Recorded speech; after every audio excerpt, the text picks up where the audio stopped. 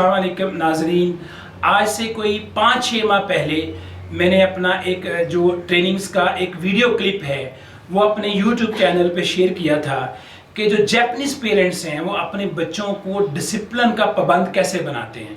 तो बहुत बड़ी तादाद में वालिदैन ने उसको देखा और फिर बहुत सारे पेरेंट्स और टीचर्स ने इस ख्वाहिश का इजहार किया कि जापानीज़ जो पेरेंटिंग स्टाइल है उसके ऊपर कुछ मज़ीद मालूमात जो हैं वो शेयर की जाएँ। आज की ये गुफ्तगू उसी सिलसिले की कड़ी है और आज हम ये सीखेंगे कि जो जापानीज़ पेरेंट्स हैं वो अपने बच्चों का सेल्फ कॉन्फिडेंस जो है उसको हाई करने के लिए क्या करते हैं या कैसे करते हैं, बच्चों का जो सेल्फ कॉन्सेप्ट है उसको मुस्बत कैसे बनाते हैं।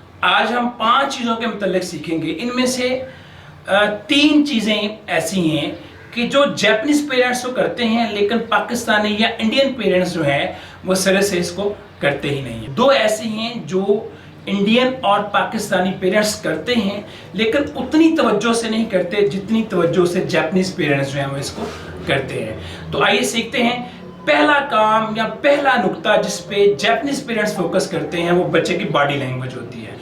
उनका ख्याल है कि अगर इंसान की या बच्चे की बॉडी लैंग्वेज पॉजिटिव हो, वो मुस्बत हो, वो एनर्जी वाली हो, तो सडन उसका जो इम्पैक्ट है वो बच्चे के इनर सेल्फ पे पड़ता है और वो अपने आप को पूरे एतमाद महसूस करता है। दूसरे लफ्ज़ों में बाहर की तवानाई जो है वो अंदर जो है वो मुंतकिल होती है और इंसान जो है वो अपने आप को कॉन्फिडेंट जो है वो फील करता है।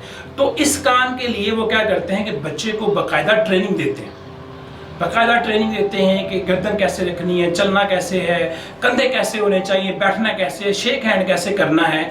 इसको अपनी रोज़मर्रा ज़िंदगी में वो इसको बाकायदा बच्चों को सिखाते हैं। लेकिन इसके बरक्स अगर हम देखें तो पाकिस्तानी और इंडियन जो पेरेंट्स हैं वो सरे से इसको कोई ऐसी चीज़ समझते ही नहीं है कि जिसके ज़रिए से बच्चे का सेल्फ कॉन्फिडेंस जो है वो उसको हाई किया जा सकता है। मेरा अपना ज़ाती ख्याल भी ये है, मैं कोई 500 सफ़ों पे मुश्तमिल बच्चों की 2 किताबें बच्चों की तरबियत में लिख चुका हूँ।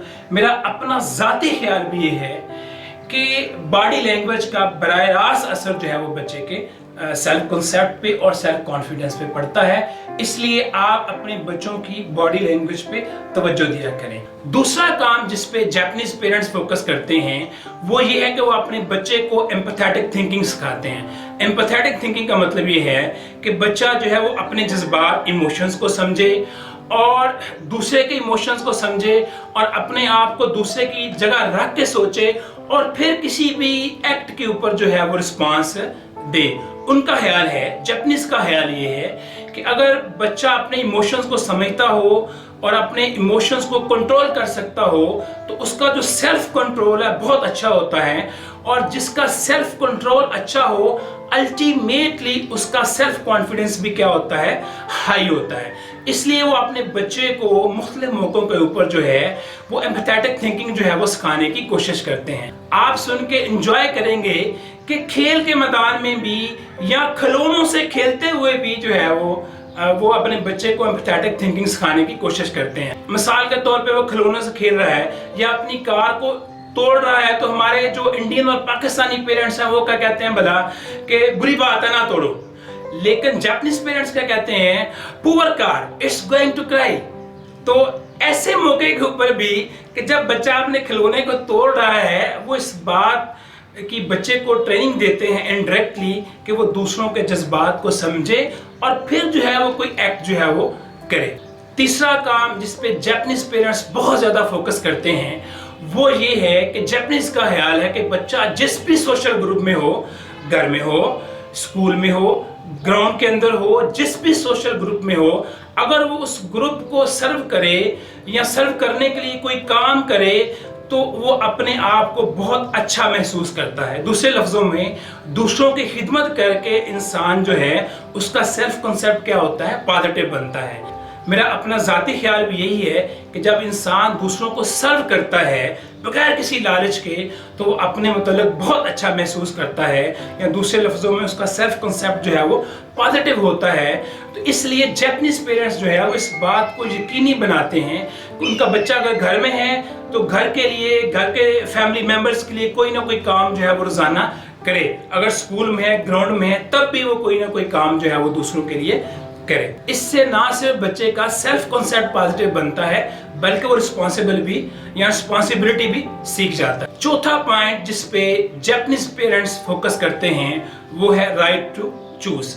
یعنی ان کا خیال ہے، جاپنیز یہ سمجھتے ہیں کہ اگر بچہ جو ہے اس کو انتخاب کا، چوائس کا حق دیا جائے، جن امور میں ایج کے اعتبار سے اسے دیا جانا چاہیے، تو اس سے بھی اس کی ڈیسیژن میکنگ جو ہے وہ بہت اچھی ہوتی ہے. اور جس انسان کی ڈیسیژن میکنگ اچھی ہو، یا وہ اگر یہ سمجھے کہ وہ اپنے متعلق عقل مندی کے ساتھ جو ہے وہ اپنے فیصلے خود کر سکتا ہے، تو اس سے بھی کیا ہوتا ہے کہ بچے کی سیلف اسٹیم ہائی ہوتی ہے، سیلف کنسیپٹ اس کا پازیٹیو بنتا ہے. پانچواں کام جس پہ جاپنیز پیرنٹس فوکس کرتے ہیں، اس کو سن کے آپ تھوڑے جو ہے وہ حیران بھی ہوں گے، اور وہ ہے کم شاباشی دینا.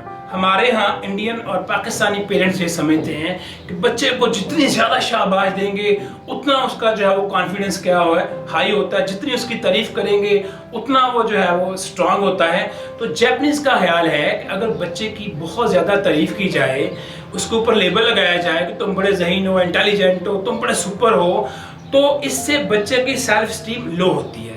اسپیشلی اس وقت جب بچہ کسی ناکامی سے دوچار ہوتا ہے، تو اس کو اگر اس طرح کی تعریف بہت زیادہ ملی ہوئی ہے کہ تم بڑے انٹیلیجنٹ ہو، تم بڑے سپر ہو، تو اس وقت وہ ڈپریس ہو جاتا ہے، فرسٹریشن کا شکار ہوتا ہے، سٹریس میں آ جاتا ہے.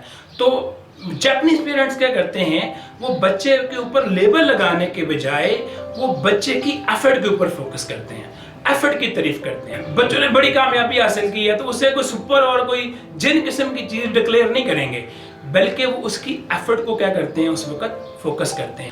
بینگ ایک پیرنٹنگ ایکسپرٹ جو ہے، میں اس سے متفق ہوں، اور میں نے اپنی پہلی کتاب بدلے بچوں کی زندگی، اس میں بڑی تفصیل کے ساتھ اس پہ بات کی ہے کہ ہمیں بچے کی کوشش کی حوصلہ افزائی کرنی چاہیے، اس پہ کوئی لیبل نہیں لگانا چاہیے.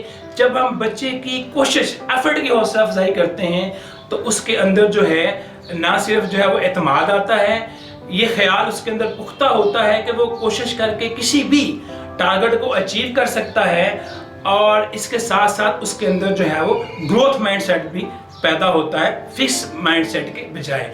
تو یہ 5 پوائنٹ ہیں جن پہ جاپنیز پیرنٹس جو ہے وہ فوکس کرتے ہیں، اور ان 5 میں سے بہت سارے پوائنٹس ایسے ہیں جو بالکل پاکستانی اور انڈین پیرنٹس سے مختلف ہیں. آپ ان پوائنٹس کو اپلائی کیجئے اور پھر اپنا فیڈ بیک جو ہے وہ مجھے دیجئے. انتظار رہے گا.